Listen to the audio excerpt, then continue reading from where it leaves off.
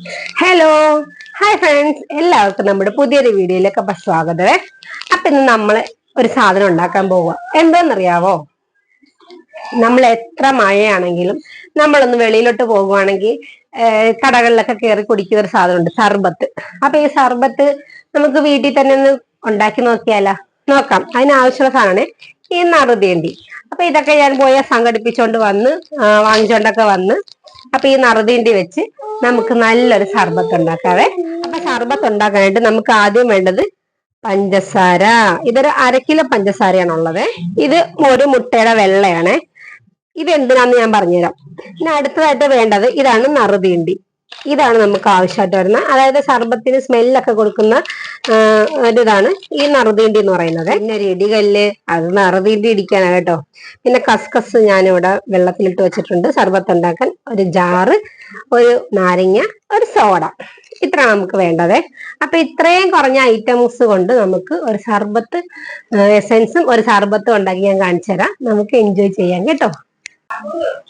ഇതൊരു 3/4 ലിറ്റർ വെള്ളമുണ്ട് കേട്ടോ, വെറും പച്ചവെള്ളമാണ്. ഈ 3/4 ലിറ്റർ വെള്ളത്തിലോട്ട് നമുക്ക് ഈ 1/2 കിലോ പഞ്ചസാര ഇട്ടിട്ട് നന്നായിട്ട് ഇളക്കിയെടുക്കാവേ. അത് നന്നായിട്ട് മെൽറ്റ് ആകണം.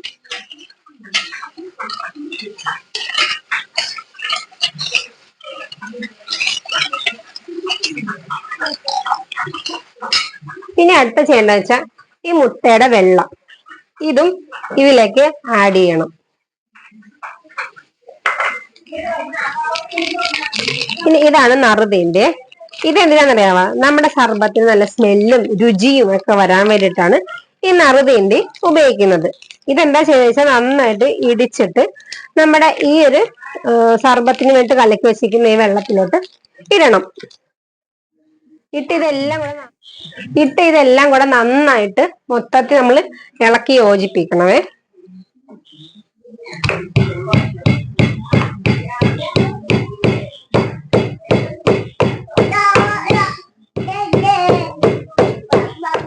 അപ്പൊ ഇതിൽ എന്തൊക്കെ ആഡ് ചെയ്തിട്ടുണ്ടെന്ന് ഒന്നും കൂടെ ഞാൻ പറഞ്ഞു തരാവേ.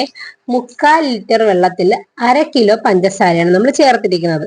എന്നിട്ട് ഇതേപോലെ നന്നായിട്ട് നമ്മൾ ഇളക്കിയെടുക്കണം. അതായത് മാക്സിമം ഇതിനകത്ത് അലിയുന്ന രീതിയിൽ തന്നെ നമ്മൾ ഇളക്കിയെടുത്തതിന് ശേഷം നമ്മളിപ്പോ പൊടിച്ചു വെച്ചിരിക്കുന്ന നറുതീണ്ടി, പൊടിച്ചല്ല ജസ്റ്റ് ചതച്ച് വെച്ചേക്കുവാണ്, ആ നറുതീണ്ടി എടുത്തിടണം. അതുപോലെ തന്നെ ഒരു മുട്ടയുടെ വെള്ളം, ഇത് ഇത്രയും കൂടെ ചേർത്ത് നന്നായിട്ട് ഇളക്കി യോജിപ്പിച്ചിട്ട് സ്റ്റൗ ഓണാക്കി അതിലേക്ക് നമ്മൾ വെച്ച് ഇതേപോലെ നന്നായിട്ട് ഇളക്കി കൊടുക്കണം.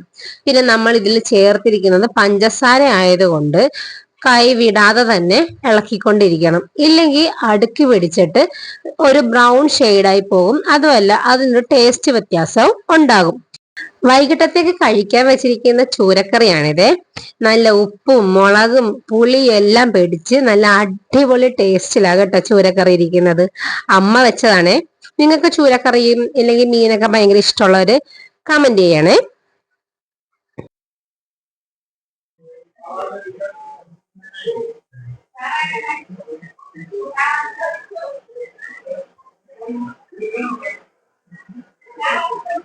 ഇപ്പോഴല്ലേ ഒന്ന് ജസ്റ്റ് തിള വന്നു തുടങ്ങിയപ്പോ തന്നെ നമ്മുടെ സർബത്തിലുണ്ടല്ലോ ഇതിങ്ങനെ ഈ വെള്ള കളറില് വന്നേക്കുന്ന കണ്ട, ഇത് നമ്മുടെ പഞ്ചസാര, അതായത് ഞാൻ ഉപയോഗിച്ചിരിക്കുന്ന പഞ്ചസാരയിലെ അഴുക്കാണ്. അപ്പൊ ഈ അഴുക്ക് ഇങ്ങനെ പോകാൻ വേണ്ടിയിട്ടാണ് നമ്മൾ ഇതിനകത്തേക്ക് ഒരു മുട്ടയുടെ വെള്ള ചേർത്തിരിക്കുന്നത്. അപ്പൊ നമ്മൾ എന്താ ചെയ്യേണ്ടതെന്ന് വെച്ചാൽ ഇങ്ങനെ ഈ പത വരുന്ന സമയത്ത് ഇതിങ്ങനെ കോരി കോരി കളയണം. അങ്ങനെ കോരി കളയും തോറും ഇതിന്റെ അളവ് കുറയുകയും ഇതിനകത്ത് ഈ ഇമ്പ്യൂരിറ്റീസ് എല്ലാം പോയി നല്ല സൂപ്പർ ടേസ്റ്റി സർബത്ത് നമുക്ക് കിട്ടുവേ. അപ്പൊ ഈ തുടക്കത്തിലാണ് ഈ വെള്ള കളറ്. ഇനി കുറെ കൂടെ അങ്ങോട്ട് നന്നായിട്ട് വെട്ടിത്തിളക്കാൻ തുടങ്ങുമ്പോഴത്തേക്കും ഇതിന്റെ കട്ടിയും കൂടും, അതുപോലെ തന്നെ ഇതിന്റെ എന്താണ് കളറും മാറും കേട്ടോ. അങ്ങനെ ലാസ്റ്റ് ഈ ഒരു പത വരാതാകും. അത്രയും സമയം വരെ നമ്മൾ വെയിറ്റ് ചെയ്യണം. അപ്പോഴാണ് ഈ പഞ്ചസാരയിലെ എല്ലാ ഇമ്പ്യൂരിറ്റീസും പോയി എന്ന് നമുക്ക് മനസ്സിലാകുന്നത്.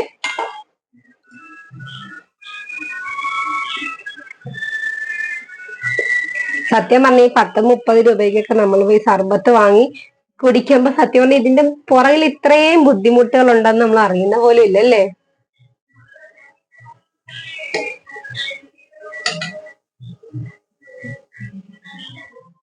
ഞാൻ ഇതിപ്പോ ഇങ്ങനെ ഉണ്ടാക്കിയപ്പോ ഓർക്കുമായിരുന്നേ, എന്തോരം അഴുക്കല്ലേ പഞ്ചസാരയിലുള്ളത്. നോക്കിക്കേ. പിന്നെ അന്ന് നമുക്ക് എടുത്ത് കളയാനുള്ള മാർഗമൊന്നും ഇല്ലല്ലോ. പഞ്ചസാര കഴുകി നമുക്ക് ഉപയോഗിക്കാൻ പറ്റത്തില്ലല്ലോ.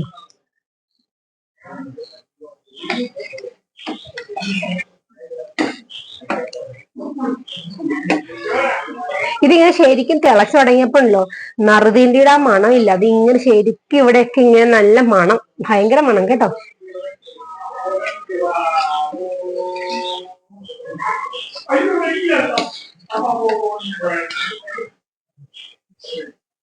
ഇതെല്ലാരും ഒന്ന് ഉണ്ടാക്കി നോക്കണം കേട്ടോ. കുറച്ച് സമയം മതിയല്ലോ, കുറച്ച് സമയമുള്ളൂ. നമ്മള് വീട്ടില് നല്ല സർബത്തൊക്കെ ഇങ്ങനെ നമുക്ക് ഇഷ്ടമുള്ളപ്പോ കുടിക്കാലോ.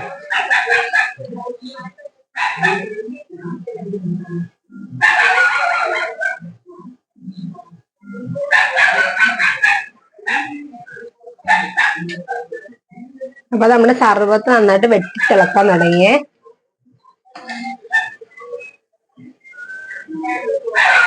നമ്മളിതേപോലെ കോരിക്കോരി അങ്ങ് കളഞ്ഞു. അങ്ങനെ നമ്മളിത് സർബത്ത് റെഡി ആയിട്ടുണ്ട്. ഇനി ഇതെന്താ ചെയ്യണ്ട, തണുക്കാൻ വെക്കണം കേട്ടോ. തണുത്തിട്ട് നമുക്ക് ഒരു സർബത്തും കൂടെ ഉണ്ടാക്കി കുടിച്ചിട്ട് നമുക്ക് ഈ വീഡിയോ വൈൻഡപ്പ് ചെയ്യാവേ. ഇനിയിപ്പൊ സർബത്ത് ഉണ്ടാക്കാൻ അറിയത്തില്ലെന്നും പറഞ്ഞിട്ട് ആരും സർബത്തൊന്നും കുടിക്കാതിരിക്കണ്ട കേട്ടോ.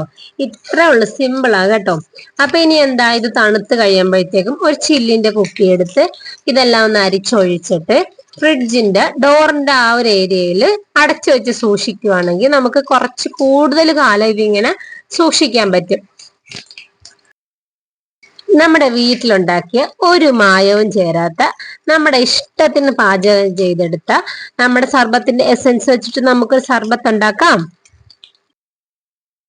ഒരു നാരങ്ങ എടുത്ത് രണ്ടായി കട്ട് ചെയ്ത് നന്നായിട്ട് പിഴിഞ്ഞ്, ഞാൻ പിന്നെ നേരത്തെ തന്നെ കസ്കസ് എടുത്ത് കുതിർക്കാൻ വെച്ചിരുന്നു, അതും എടുത്തിട്ട്